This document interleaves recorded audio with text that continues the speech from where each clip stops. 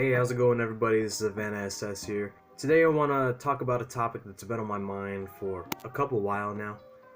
It's been almost like a year and a couple months since I had this car, and I gotta say I'm really surprised at what an American 4-cylinder engine can do. When I was younger, I would always think that JDM or Japanese 4-cylinder engines were the best engines in the whole entire world.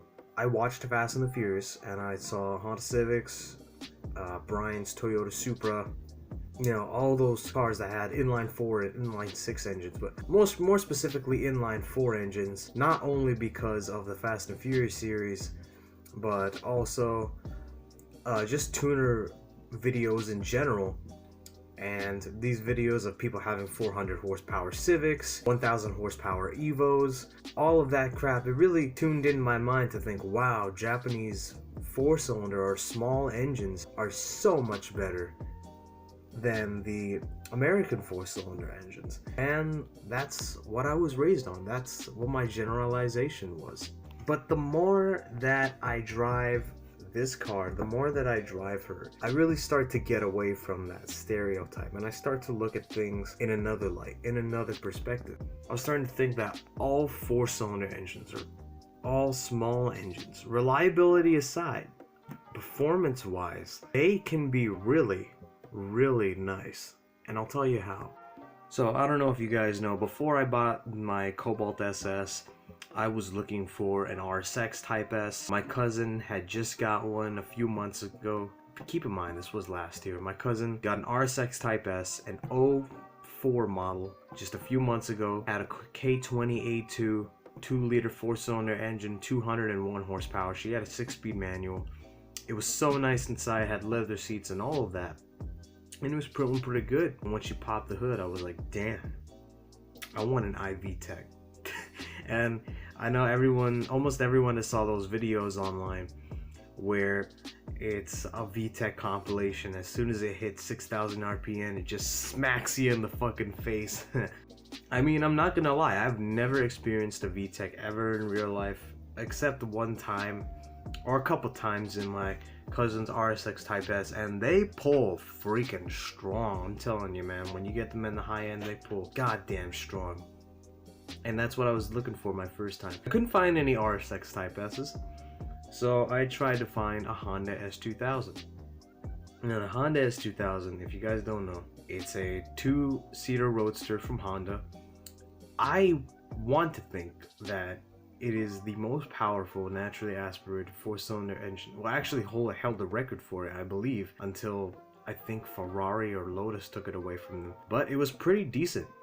It had 240 horsepower, I believe 140 foot-pounds of torque, revved up to 8,900 RPM. That thing was an absolute monster. I really wanted one, so I kept looking for one.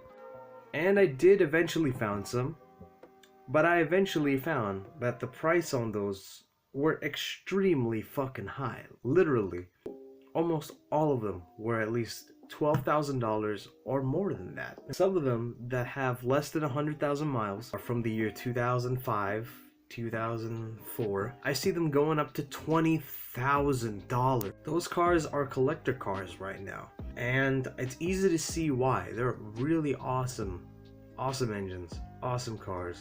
They look awesome, they sound awesome, and I wish I could ride in one day. But since they were too expensive, I could not buy that, so S2000 was off of my list. The next thing I tried to look for was a Mazda 6, a Mazda Speed 6 actually. I couldn't find any. Didn't know about the Mazda 3 at that time. I knew there was Evolutions out there. Evolution is one of my favorite cars ever, the Evo. Still the same story with the Honda S2000, way too expensive. Actually didn't know about the WRX and STI back then. I know I'm really weird. I was like, you know what, alright, I'm not gonna get anywhere. What are my other options? I'm like, okay. Out of nowhere, I see something called a Chevrolet Cobalt. Now, I already knew that the Chevrolet Cobalt existed. I've seen it before on the roads before. And I'm like, okay, it's like a boring car. It's like a whatever car. Can't see myself owning one of those in the future. I remember having one in Midnight Club Los Angeles. And I was like, okay, this car is pretty nice, but I immediately sold it for an R34. I mean, who wouldn't? I didn't really think too much about it until I started researching it, like how I researched the RSX Type S and the Honda S2000 and the Evo. I started researching it more. Oh, and I wanted to get a Civic Si too, but that didn't end up happening. So I was doing research on the Cobalt SS, and I was like, wow, that's really good. So not only does it have a 4-cylinder engine, it comes with a supercharger, which is extremely rare. I didn't even know they put superchargers on 4-cylinder engines from factory. And of course, later I found out that the Mini Cooper S did have a supercharger on it, but I guess you could say it didn't impact me the most like the Cobalt SS did with its supercharged engine. And I was like, wow, it has 205 horsepower and 200 foot-pounds of torque, and I was like, those are really good numbers. With a car that weighs just under 3,000 pounds, yeah, I have to say, those are really decent numbers. Did more research on it, tried to look for one in my area. Luck of faith, because I was moving at the time. I was moving up here to West Palm Beach, and I went to Craigslist to look in my area for a Cobalt SS because I couldn't get that damn car off my mind. And luck and behold, there was a red one right downtown in West Palm Beach, Victory Red exterior, which is the name of that color, with a red interior and red gauges. I was like, oh my god, that thing looks super hot. So I drove all the way down there, me and my dad, and we took a look at it, took us for a spin in it. Completely changed my mind about American 4-cylinder engines. Completely changed my mind. Because I did hear the rumors before. Chevrolet Cobalt is a freaking crap car. It's so fucking garbage that don't ever buy one. I think most people would generally tell you that. They also tell you to go buy a Honda. Which, by the way, the car that I had before this was a Honda. It was a 2003 Civic Coupe LX. I love that thing to death. I just really didn't know how to take care of a car back then, so the thing failed on me.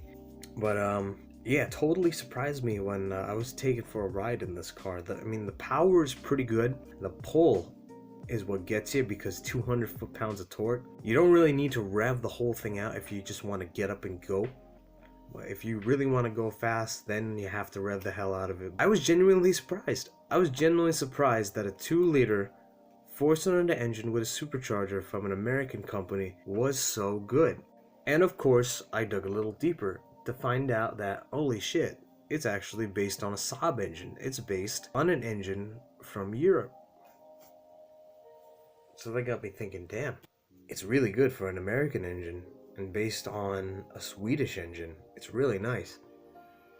Totally changed my perspective on American cars with 4-cylinder engines in them. I mean, after my Cobalt SS, I started to find out about the Neon SRT4. SRT4 had a 2.4-liter turbocharged engine. I believe 2003 it made 215. In 2004 and 5, it made 230 horsepower and 245 foot-pounds of torque. Jesus Christ, that is a lot of numbers. It definitely showed in the performance too. 5.9 seconds to 60. Jesus. The Civic Si in 2005 got to 60 in 7 seconds. It was definitely a huge jump. 5.9 seconds 0 to 60. I believe it's 14 seconds flat on the quarter mile. 4 doors. Had a huge spoiler in the back and a ground effects kit. The only funny thing is that the car had windy windows in the back seat. You actually had to wind them down, which I thought was pretty fucking hilarious.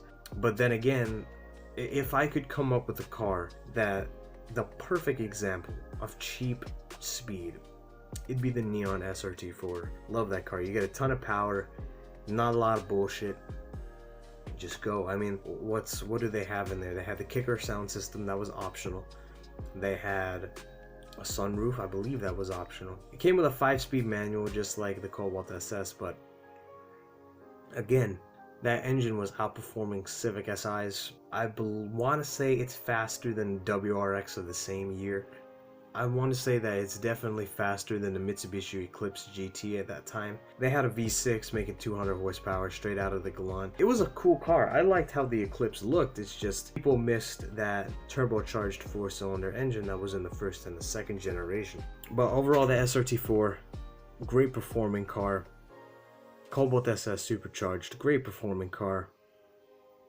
Now on to the Focus SVT. Focus SVT kind of took the Civic Si approach. It didn't use any forced induction, but it was a great handling car, at least from what I hear. It's probably one of the best handling cars, what I've heard people say. And it did actually make more power than the Civic Si also.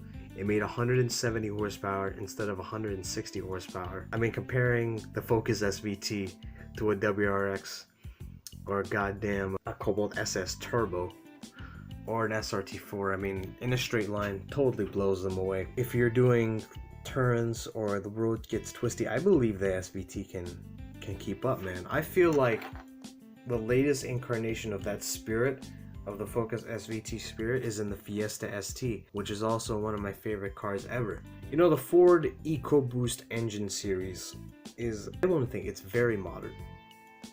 You have turbocharged 3-cylinder engines, and they're actually good. You have turbocharged 4-cylinder engines, which are performance oriented, which are pretty decent. 2-liter 4-cylinder engine in the Focus ST, making 252 horsepower, and a 2.3 liter in the Focus RS, making 350 horsepower. Those are almost class leading numbers. And the new WRX makes 268 horsepower, but it's really nice to see that an American engine, a Ford Ecoboost, is making 252 horsepower. It's right on the WRX's ass. The only thing it doesn't have is all-wheel drive, which is a huge benefit, of course. So what are your thoughts? Do you still think that American 4-cylinder engines are shitty? Do you think that they only make good V8s and high power big ass motors? Or are you like me? Are you progressing with the times and seeing that American manufacturers are starting to get it? They're starting to realize that we're trying to steal the market from, you know, the Japanese, because they had a good reputation for so long. Now they're starting to get a good reputation also. Are you in that camp, or are you still thinking the opposite? Please leave your comments in the comment section below. Thank you guys so much for watching. I'll see you next time in the next video. Have a good one.